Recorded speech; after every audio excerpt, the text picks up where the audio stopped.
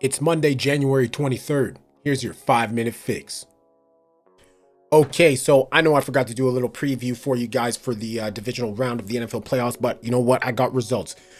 In a thriller of a game, the Kansas City Chiefs defeated the Jacksonville Jaguars 27-20. At a couple points of that game, it looked like Jacksonville might be on their way to an upset. Patrick Mahomes left the game for a bit. Chad Henne came in. Didn't look too bad, but he almost threw an interception. So Mahomes came back in. Him and Travis Kelce did their thing, and that's that. The Chiefs win in I was gonna say slobber knocker, but really just a shellacking. The Philadelphia Eagles showed why they're the number one team in the NFL, and just put a beat down to the New York Giants. Shout out to the New York Giants for making the playoffs in that division, with the Eagles and the Cowboys also making the playoffs as well. So shout out to them. They're on the up and up as well. Eagles, it's going to be hard to stop those guys. On Sunday, we had the Bills and the Bengals. Cincinnati going into Buffalo, snow and all. I guess it doesn't really make a difference because it snows in Cincinnati, Ohio as well. But going into Buffalo and really just putting a beat down. Bills offense couldn't get anything going. The Bengals were moving the ball at will. It was another display of why the Bengals are for real. Expect that matchup between the Bengals and the Chiefs next weekend in Kansas City to be something else, a barn burner at least. And we'll see how Patrick Mahomes' ankle holds up. Apparently it's an high ankle sprain. There are talks that it's also an MCL sprain. So, I'm sure over the week we'll get the full diagnosis and be able to see what the Chiefs offense is really going to look like. How many snaps is Chad Henne going to take in practice this week? We'll find out. And last but not least, you had them boys, the Dallas Cowboys, going in to San Francisco and taking the L. You hate to see it or you love to see it.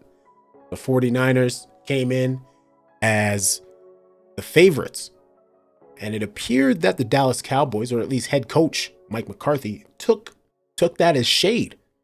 Well, you know what? There's a reason why the 49ers were the favorites. They come out on top 19-12.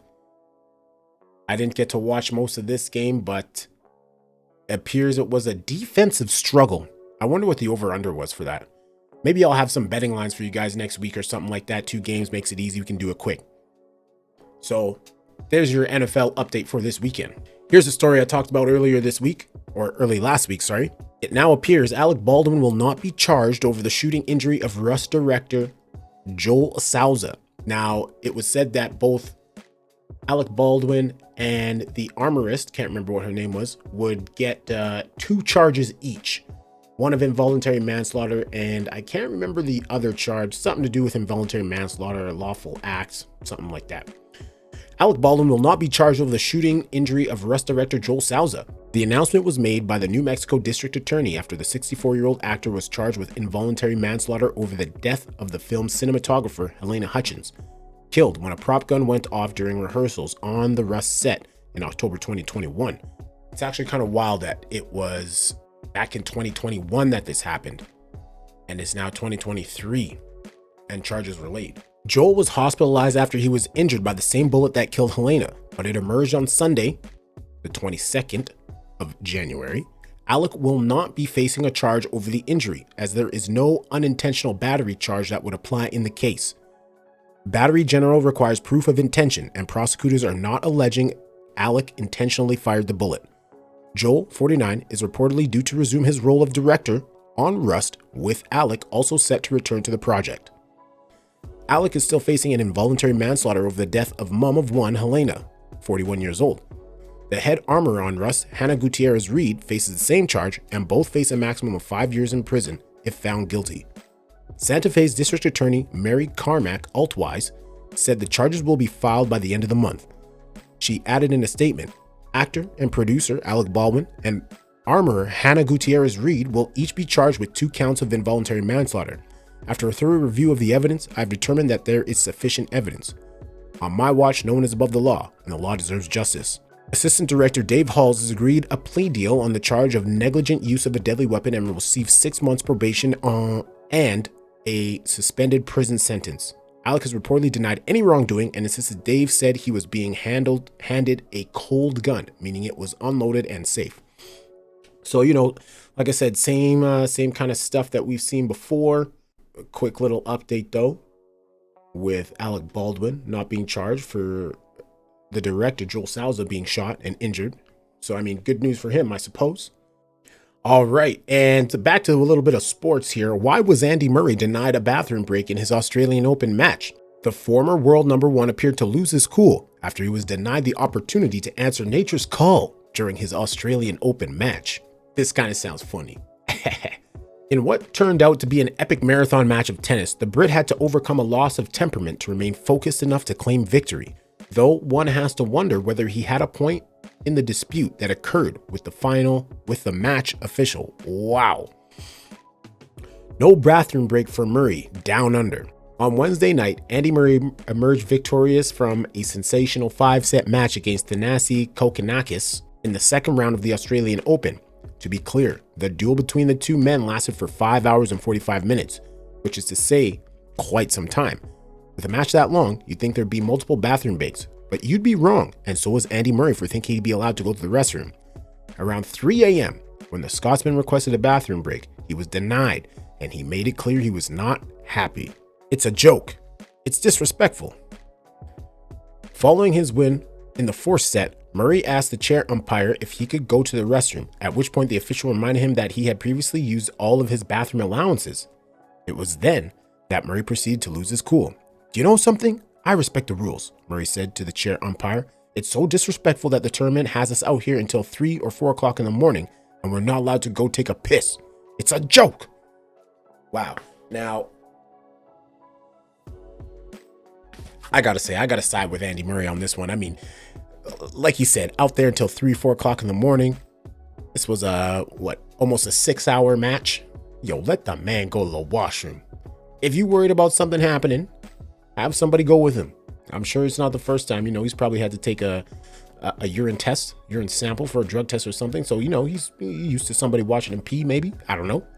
But I think I have to side with Andy Murray here. The bathroom break has been a problem in tennis before. To be fair, this isn't the first time we've witnessed players taking issue with rules surrounding bathroom breaks, nor is it the only time in this year's tournament. Incidentally, another former world number one agreed with Murray's stance. American Andy Roddick called the decision dumb. While in the Australian Open's first round, yet another former number one, Novak Djokovic, courted controversy on social media after he was seen walking off the court to go to the bathroom. Many believe that the Serbian had simply disregarded the umpire and the rules and left the court. However, he later explained he was granted permission. So there you have it. I'm not going to go into any more crazy details. I just thought that was a funny one to put in there. Not funny, controversial, whatever you want to call it. But hey, Australian Open. Let these peeps go to the washroom, man. Why are you putting a limit on washroom breaks? What's the worst that's going to happen? And last one for today, we got a little funny. This is from Reddit, r/funny. My roommate keeps bringing girls over, so I made him a survey. Let's take a look at this survey. Isaac's post-coital survey. This is for quality assurance / quality improvement. Please answer honestly. On a scale of 1 to 10, with 10 being completely satisfied, how satisfied were you expecting to be? Please circle 1. The best part is it doesn't even go to 10.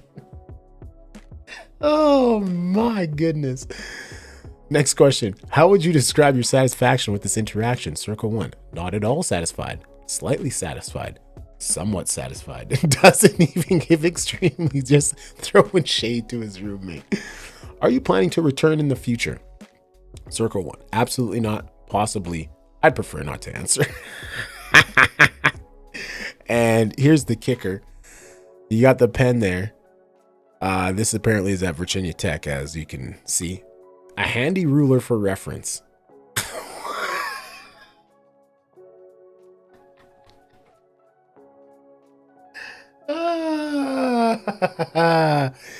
This is great. Good job to Isaac's roommate. Yeah, that's great. I love it. I love stuff like that. Good times. Thank you for watching. And any questions, comments, leave them down below. I do respond. This has been your 5-minute fix.